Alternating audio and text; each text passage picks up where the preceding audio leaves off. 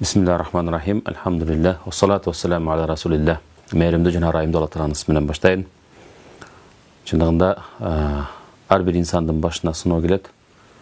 Kandayla insandın, jeke insandın başına sınoo gelgendeyle жалпы elдің дағы, жамааттың дағы, топтың дағы, адамзаттың дағы başına sınoolor gelbey koyup emес, келет экен. Başta пайгамбарлар, андан кийин жөнөкөй insanlarga чейин мына ошол сыноолор деңгээлине жараша келип отурат. Коомдук сыноо деп айткан бүгүнкү күндө адамзаттын башына келип жаткан сыноо. Кудай Таалам ошол сыноолордон жеңил өтүүнү, Кудай Таалам жана кыйроон же болбосо өлүм житимдерден алыс болууну, бат айыгып кетүүнү адамзатка каалап кетебиз. Ар бир оорунун артынан бир сабак алат экенбиз. Бул оору дагы, илдет дагы бизге чоң бир сабакты берди. Бул сабактагы biz канчалык деңгээлде жараткандын кулубуз десек дагы, пендесибиз десек дагы, кээ бирки көпчүлүк инсандарыбыздын да намаз окуп, орозо кармап атабыз десек дагы, демек чын дилден, жүрөктөн бериле аткарып, бир гана өзүбүздү ойлобой, өзгөнү, башканы да ойлоп жашоо керек экендигин жардам берип, мейли мусулманбы, мусулман эмеспи, кандай гана адам болбосун жардам берип жашашыбыз керек экендигин түшүндүрдү. Жана ошондой эле тазалыкка көңүл бурушубуз керек экендигин, жараткандын кудуреттүү күчүнөн жардам сурап дуа кылышыбыз керек экендигин, бир гана жеке кеп башыбызды үй бүлөбүздү гана ойлобостон, ошол эле учурда дагы жардамга муктаж болгон инсандарга жардам колун узатуу керек экендигин бүгүн чындыгында ушу бир илдет аркылуу да Кудай Таалам бизге чоң сабак берип отурат. Андыктан бүгүн дагы сиздер менен кеп кыла турган темабыз дагы, урматтуу агайын туугандар, бул дагы нафс жана виждан деп айтабыз. Жан дүйнөнүн, жүрөктүн баалуулуктары, руханий баалуулуктар менен нафси жөнүндө кеп кылмакчыбыз. Алла Таалам субханаху ва тааля адам баласында эки чоң бир механизмди жараттыр дейт. Бул дагы биринчиси рух дүйнөбүз болгон болсо, ал дагы бизди жакшылыкка буйруп, жакшы иштерге, эркибизди бекем кармаганга, жакшы сөздөрдү айтканга, жаратканга баш ийип сажда кылганга, кээ бирки кайрымдуулук, боорукердик, кечиримдүүлүк деген сыяктуу жакшы сыпаттарга багыттаган болсо, экинчи жактагы экинчи бир механизм бул да адам баласынын тирүү инсанда, тирүү жанда бар болгон бул нафс экен. Бул дагы болсо адамдын мен эгосу болуп эсептелинет экен. Бул дагы болсо карапайым жөнөкөй инсандардын, сиз менен биздин эгобуздун дагы дайыма жамандыкка буйруу турган нафс экендигин, механизм экендигин эске алабыз.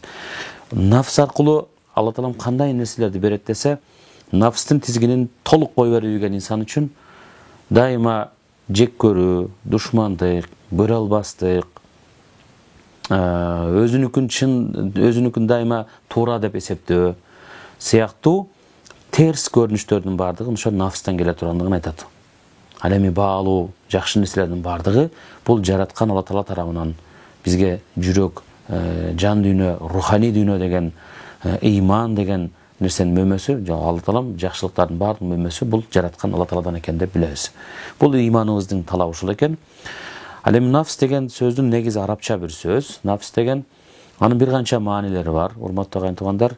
Бул дагы болсо бир нерсенин өзөгү, рух, жан деген сыяктуу маанилер. Деги эле Куранда нафстын маанилерин 4-5 маанисин айтат дейт. Биринчи мааниси Зумар сүрөсүнүн 42-нчи аятында рух маанисинде келет экен. Бисмиллахиррахманиррахим. Алла Таалам өлө турган инсандардын баарын рухун алат деп айтат дейт да, нафсын алат. Экинчиси зат жана жеке инсан деп айтабыз, личность деп айтат орусчасы деген маанайга келет экен. Ал да Бакара сүрөсүнүн 42-нчи аяттарын карасаңыздар, ошол жөнүндө дайым айтылган Алла Таалам аятта белгилеген. Үчүнчүсү инсандын каалоосу дейт, арзуусу дейт да.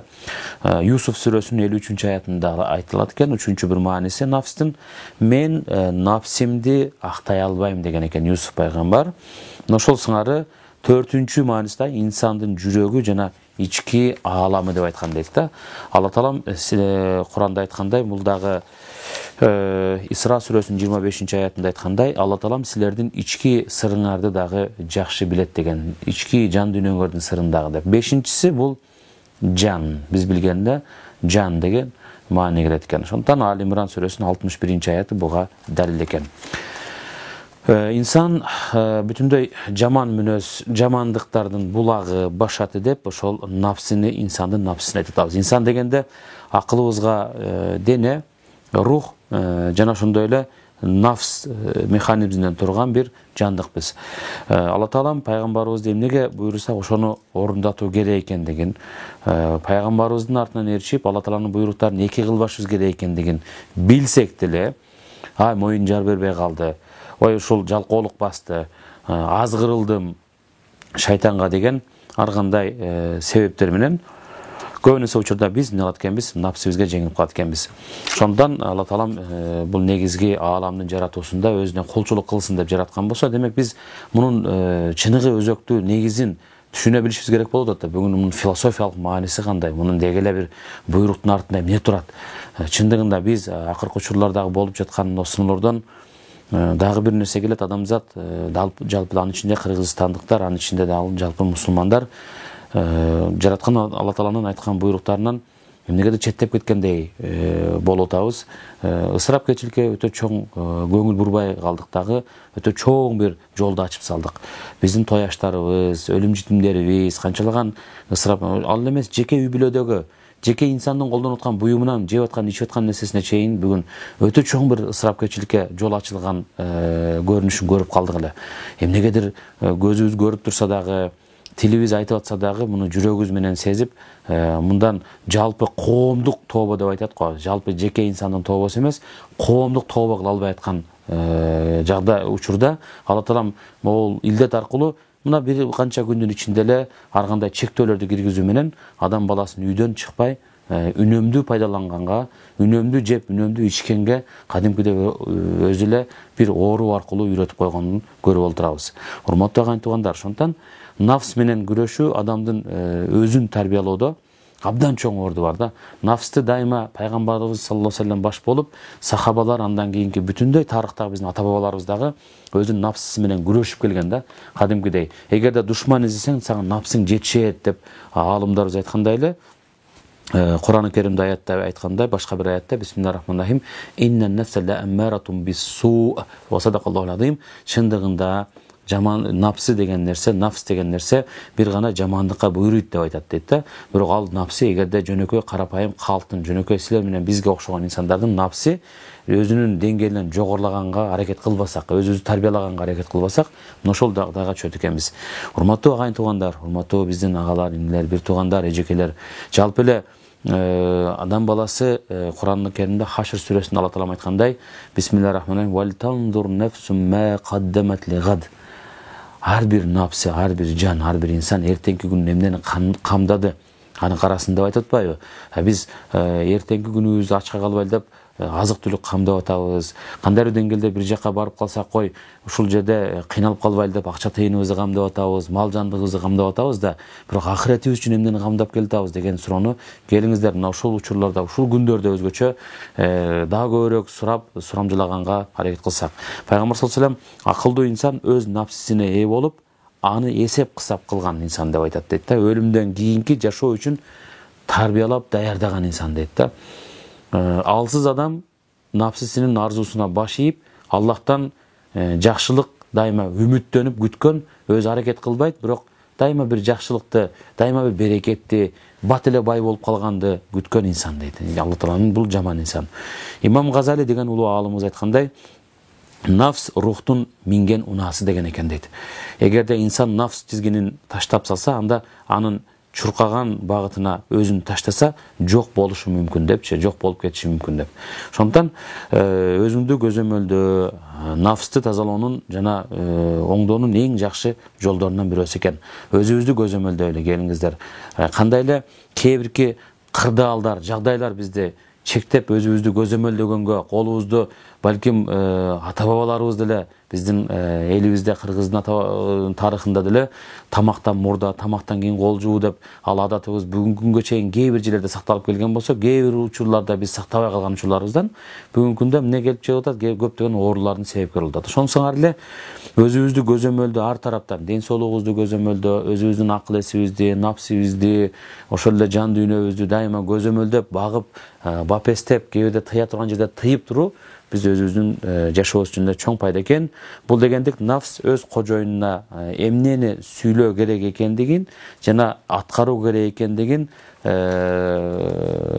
контролдоо деген нерсе. Ошондуктан буга өтө чоң бир эрк керек, өтө чоң бир күчтүү бир эрк керек. Ал эми күчтүү бир эркти biz жөн эле бул дүкөндөн тияктан сатып ала албайт экенбиз, урматтуу агайындар. Бүгүн чындыгында агалар бул нерсени биз өзүбүздө бар экендигин, сиздерде бар ишенем, чындыгында бар экендигин ишениңиздер. Бирок ошол эркти колдоно билүү бүгүн заманы келди, жетип келди. Бүгүн силкинүү заманы келди. Бүгүн силкине тургандай, кандай деңгээлде өзүбүздү тарбиялап тургандай учур келип калды. Андыктан өзүң көзөмөлдөөчү нафсиң болсо, бүтүндөй иш аракеттериңде ийгилик табасың деп айткан экен. Эгерде дене нафсты контролдой албай турган болсо, анда көбүн эсе өкүнүүгө дуушар болот деп.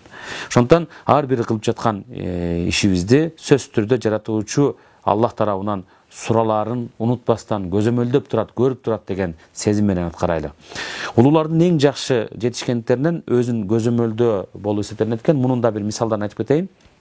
Махуниддин Ал-Асмар шейх, улуу шейхтерден бирөөсү, эмгек жолумдун башында мен чеберчилик менен баштагам. Бир күндө эмне деген сөздөрдү сүйлөгөнүмдү эсептей баштасам, кечиндеси сөздөрүмдө көп деле сүйлөбөгөндүгүмдү көрдүм деген экен. Жакшы сөздөрүм үчүн мен альхамдулилля Алла Таалага шүгүр келтирет болчумун. Ал эми жаман, маанисиз, бош сөздөрдү сүйлөп койгон болсом бир күндө, анын үчүн мен Алла Тааладан дайыма кечирим сурачумун деген.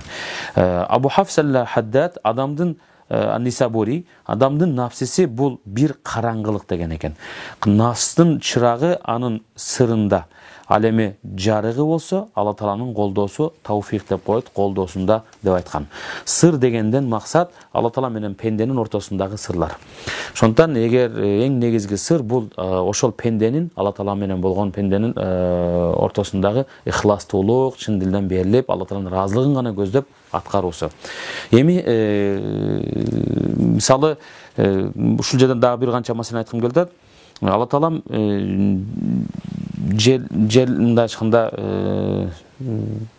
жерлерин душмандарына бергенин ушул жердеги эмеде сага чейинкилер чоң-чоң үйлөрдү куруп дейт, бүт баарын таштап кетишти деген экен.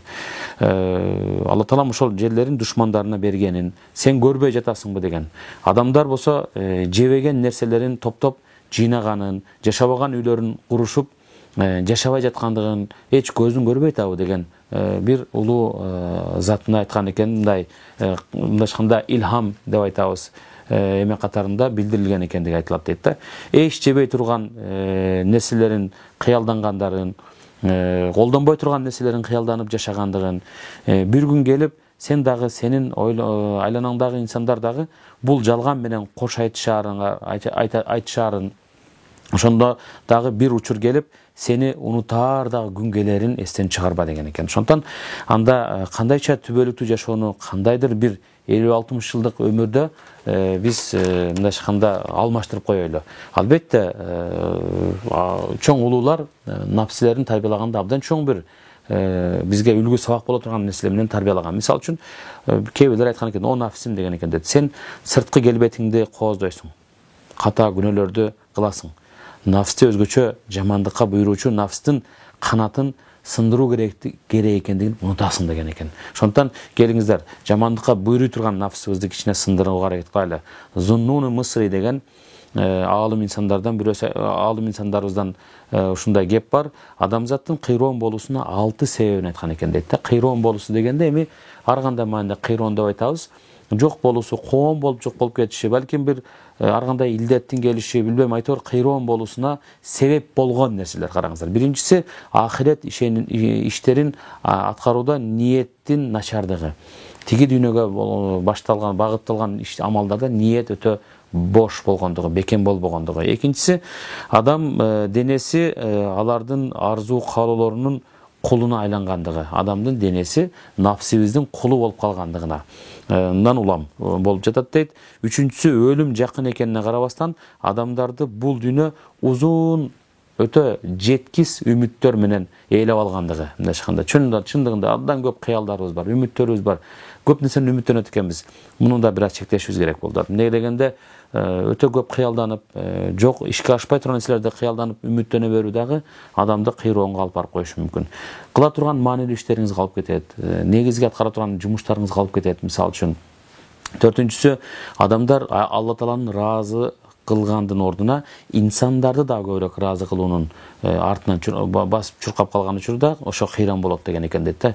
Кой эл эмне дейт, кой могу эмне дейт деп, тиги кудаларга уят болобуз деп отуруп ысырапкерчиликке жол берип атабыз, арам иштерди аткарып коюп атабыз, мисалы үчүн жана башка ушул сыяктуу нерселер.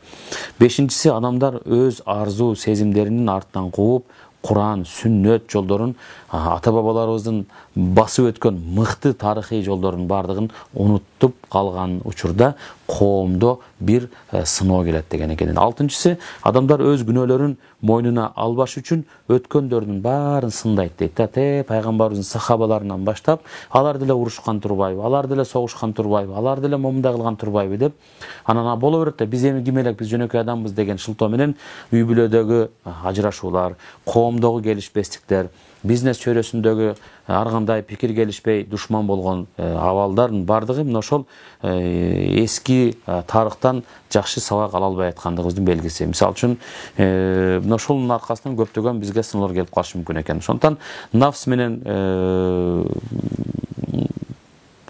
күрөшүүнүн, жеңүүнүн бир канча методдору бар. Бул дагы болсо, биринчиден, улуулар бизге биз чыныгы ыйман ишенимдин өзөгүнө окуу менен эле эмес, кээде ачка калуу менен да жетиштик деген экен дейт. Албетте окуйлу. Бирок кээде орозо, ачка калуу, дайыма ашказаны тоок алып жүрүү эмес, той алып жүрүү эмес, кээде ачка калуунун дагы бул нафсты тарбиялоодо эң чоң бир механизм экенин эстен чыгарбайлы. Экинчиси, кандай кылып нафсимди жеңсем деген аулия инсанга суусуздук жана ачкалык менен тизгинде деген улууларыбыздын кеп кеңеши бар экен. Андан сырткары дагы туура ислам жолу 3 негизде ийгилик табат экен. Ислам жолун туура кызматта, Куран кызматында, диндин кызматында, элдин кызматында болом деп аткан инсандар үчүн мына ошол ийгилик таба турган 3 негизги ачкыч бар. Биринчи ачкыч бул ачкалык сезгенде гана тамак жегендик. Бул ар бирибизге сабак болсун. Ачка болгондо гана тамак жейли, келиңиздер. Үчүнчүсү, уйкубуз келгенде гана уктайлы. Кыйнап эмес, балким уйкубуз келгенде гана уктоо. Кечке уктап жата бербөө деген маселе. Үчүнчүсү, бул дагы керек болгондо гана маанилүү гана сөздөрдү сүйлөшүү. Болбосо керексиз жерден эле бош сөздөргө, саясаттарга адамдын бүгүн өзгөчө керек болуп атат. Мындай айтканда, жан дүйнөсүн өчүрүп, үмүтүн өчүрүп кое тургандай деңгээлде биз өлдүк, биз бүттүк, мына кырылып бараптыр, дүйнөнүн баары кырылып кетет экен деп, бир ооруну, коронавирус деп отуруп, бүтүндөй бар жер шары кырылып кетмей болду. Андай болду, мындай болду деп, анын аркасынан мына кичине бир умрага барып келген инсандарыбыздан чыгып калган болсо, аны дагы бир сындап атабыз, ар кандай бир эмеде. Бунда бир аз абайлайлы, этияттайлы.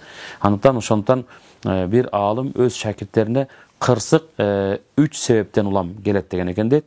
Жаман мүнөздүү болгондо, анан буйруктарды көзөмөлдөбөй аткарбай койгондо, анан жаман досторду дос кылып, жакшы достордон алыстаганда деп айтат дейт да. Анан ошондуктан жыйынтыктап келип ушуну айткым келет, урматтуу агайын туугандар. Жаман мүнөз эмне деп устазым деп сураган экен десе, арамдарды колдонуу, арамдарды ылгабоо, тыйылган нерселерди аткара берүү жаман мүнөз деген экен дейт. Тыйылган адамдардан лаззат алуу, арамдардан, арам нерселерден лаззат алып, андан кандай сон деп, керемет деп, андан лаззат алуу деген экен дейт. Ушак айыңды уккандан, жаман ишти аткаргандан өзүнчө бир лаззат алуу, бул ошол жаман мүнөз. Жаман достукчу дегенде, напсиңде жаман иш кылуу, ойго келгенде эле катуу ошол нерсени каалап, анан артынан аткарып кетүү деген дейт да. Ошол жаман достук дейт. Жаман достуктар күбөлөп коет. Бир нерсе жаман ишке ниет болуп аткан болсо бир адамда, жаман дос келет да, ошонун ишке ашуусуна бат себепкер болуп калат экен. Ошондуктан мүмкүн болушунча андан алысыраак болуш керек. Биздин иш бизге жамандык кылгандарга өч алуу менен эмес, жек көрүү менен эмес, балким кечирүү менен, кечиримдик менен жеңе алабыз. Бүгүн өзгөчө ынтымак керек болот, бүгүн биримдик керек болот, урматтуу агайын туугандар. Бүгүн чындыгында дагы көрөк руханий, маанавий жашообузга кайтуу керек болуп атат. Кудай Таалам бизге балким үйдө үй бүлөбүз менен бирге болбой, жумуш деп, жумушту шылтоолап, сыртта болуп, кээде балдарыбызды күмүндөп көрбөй калган учурлар болгон болсо, бүгүн Кудай Тааланын ошол сыноосу менен үй бүлөлөр биригип бир үйдө отуруп атат. Бирок бул жерде да көзөмөлдөй турган маселе бар. Нафске алдырып, үй бүлө менен урушуп, жаңжалдашып, туура эмес нерсеге кирүү эмес, балким балаңызга эмне тарбия бере аласыз? Бүгүн үйдө ата катарында жубайыңызга кандай мамиле кыла аласыз? Канткенде ошол бош убакыттарды өткөрө алабыз деген пландарды коюп, ишти алып баруу бүгүн биздин талап болуп атат, биздин баарыбызга мойнубузга түшкөн нерсе. Чындыгында бир окуяны айтпай кете албаймын. Бул дагы болсо биз негизи эле баягы нафсибиз, биздин деңгээлибиздин нафсибиздин деңгээли нафсил аммара, жамандыкка буйруган нафс эмеспи? Кантип дегенде, биринчи ой жүгүртүү менен, аалымдар айткан экен дейт, ой жүгүртүүнү көбөйткүлө, ойлонгула, жараткандын кудуретин ойлонгула, үмүтүңөрдү үзбөгүлө, ошо менен жеңесиңер буюрса, мында абалды деген экен дейт. Экинчиси, жакшы инсандар менен бирге мамиле түзүп, байланышты үзбөй туруу, салих инсандар менен деп айтабыз. Устаздар бар, аалымдар бар, алардын кеп кеңеши бар, ата энелердин кеп кеңеш насааттары бар. Булардан өзүбүздү эч качан оолак кылбайлы. Үчүнчүсү, аалымдардын ошол китептеринен окуп, өзүбүздү жайма тарбиялап, ошо азыктандырып турайлы руханий жактан. Төртүнчүсү дагы зикир жана дуа деген нерсенен алыс болбостон жакын болойлу, көбүрөөк көбөйтөйлү. Керек болсо жөнөкөй адатта күндүнөн бүгүн экесе көбүрөөк ибадат, экесе көбүрөөк дуа кыла турган учур келип отурат, урматтуу туугандар. Анан бош нерселерден алыс болойлу, нафска жаккан нерселерден алыс болуш биздин милдетибиз экен. Пайгамбар саллаллаху алейхи ва саллям айткан хадисинде, сенин эң чоң душманың бул сенин нафсиң деген экен дейт. Келиңиздер, ошол душманыбыз болгон нафсибизди жеңейли. Кээ бир аалымдар ошол нафсты жеңүүдө өзгөчө мамиле кылып, мындай айтканда, нафсың эмнени каалап аткан болсо, ошол нерсени өздөрүнөн убактылуу болсо да тыйып турган экен дейт.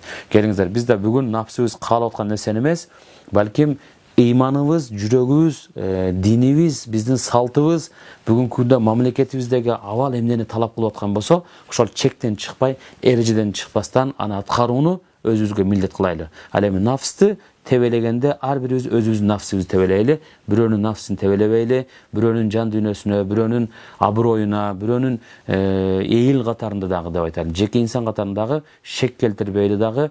Ар бир инсан өзүн карасын. Ар бир инсан өзүнө бек болсун, сак болсун. Себеби баарыңыздардын ден соолукта болушуңуздар жараткан Алла Тааланын буйруган ибадаттарын толук кынтыксыз орундатуу дегендик. Сиздердин ден соолукта болушуңуздар, нафсиңиздерге толук ээлик кылып турушуңуздар, балдарыңыздарды, үй бүлөңүздөрдү жакшы таалим тарбия берип, жакшы аларды өстүрүп, айлана чөйрөңүздөрдө туугандарга жакшы үлгү болуңуз дегендик. Сиздин нафсиңизди тизгиндеп, бекем кармооңуз бул мамлекетибиздин, ошол эле учурда динибиздин да өнүгүшүнө чоң салымыңызды кошкондугуңуз деп айтам. Ошондон ар кандай фитналарга, азгырыктарга кулак төшөбөйлү, бардыгы жакшы болот. Алла Таалам баарыңыздарды өзүнүн мээримине алган болсун. Баарыбыздын каталарыбыз болгон болсо, күнөөлөрүбүз болгон болсо кечирсин.